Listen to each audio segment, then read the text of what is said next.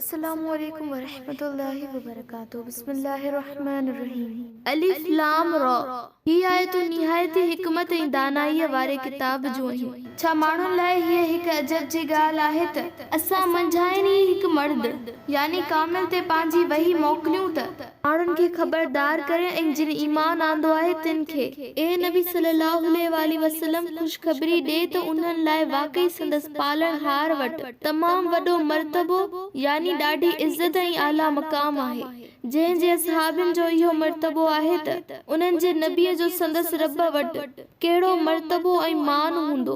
सो काफ़िर ऐं हक़ जा मुनकर छा ॼाणी ऐं काफ़िर चवनि था त बेशक ही शख़्स त पधरो जादूगर आहे। इंसानो यकीनन तव्हांजो परवरदिगार त उहो आहे जे आसमाननि ऐं ज़मीन खे 6 ॾींहंनि में ख़लक़ियो ऐं पोइ अर्श ते मुस्तवी यानी क़ाइम थियो।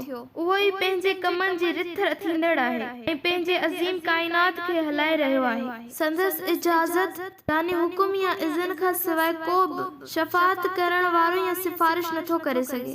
उहो ई अव्हां जो पालणहार आहे। तंहिं करे संदसि ही इबादत करियो। पोइ छा तव्हां नसीहत नथा पिरायो या नसीहत न वठंदो? इंसानो उन ॾांहुं ई तव्हां सभिनी खे मोटणो आहे। अल्लाह जो वाइदो सचो आहे। बेशक उन ई ख़ल्क़ खे पहिरीं पैदा कयो आहे, उहो ई ॿीहर पैदा कंदो त जीअं जिन ईमान आंदो ई चङा कम कया तिन खे संदनि कमनि जो पूरो अदल ऐं इंसाफ़ सां अजूरो ॾे ऐं जिन कुफ्र कयो तिन लाइ टहिकंदड़ पाणी ऐं ॾुखोईंदड़ अज़ाब आहे। उन करे जो उहे कुफ्र कंदा हुआ। उहो ई आहे जंहिं सिज खे रोशन ऐं चंड खे नूर वारो चमकंदड़ कयो ऐं उन जूं मंज़िलूं मुक़रर कयई यानी गर्दिश में जकड़ियई त जीअं तव्हां तारीख़ुनि महीननि ऐं सालनि जो ॻाणेटो ऐं वक़्त जो हिसाब मालूम कयो। ऐं अल्लाह उहो निज़ाम पर हक़ पैदा कयो आहे ऐं हू पंहिंजूं आयतूं जिन खे इल्म आहे उन्हनि लाइ खोले खोले बयान करे थो। यकीनन रात ऐं ॾींहं जे बदिलजण में ऐं जेकी कुझु आसमान ऐं ज़मीन में अल्लाह पैदा कयो आहे तंहिं में मुत्तक़ीन यानी परहेज़गारनि ऐं अल्लाह जी नाफ़रमानियुनि खां बचंदड़ माण्हुनि लाइ अल्लाह जी कुदरत ऐं हिकमत जूं तमामु वॾियूं निशानियूं आहिनि। बेशक जेके माण्हू असां सां मिलण जी उम्मीद नथा रखनि ऐं आरज़ी दुनिया जी ज़िंदगी ते राज़ी ऐं मुतमिन थी रहिजी विया आहिनि ऐं जेके असां जे आयतुनि वाज़े ऐं खुलियल निशाननि खां पिण गाफ़िल ऐं बेख़बर आहिनि उन्हनि लाइ जहन्नम आख़िरी ठिकाणो आहे।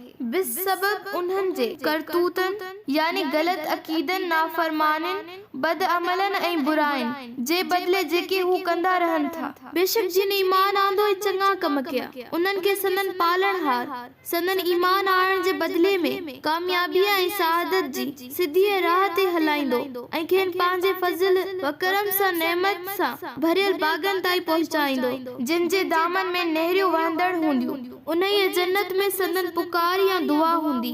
सुब्हानक अल्लाहुम्मा ए अल्लाह तू पाक आहीं ऐं अहिड़नि जन्नतियुनि जी पाण में मिलण वक़्तु दुआ हूंदी सलाम अलैकुम सलामती हुजेव यानी संदन आदर भाव सलाम आहे ऐं संदन आख़िरी विर्द ऐं दुआ उहा हूंदी त अल्हम्दुलिल्लाहि रब्बिल आलमीन सब हम्द सना तारीफ़ ऐं शुक्र जहाननि जे पालणहार लाइ ई आहे।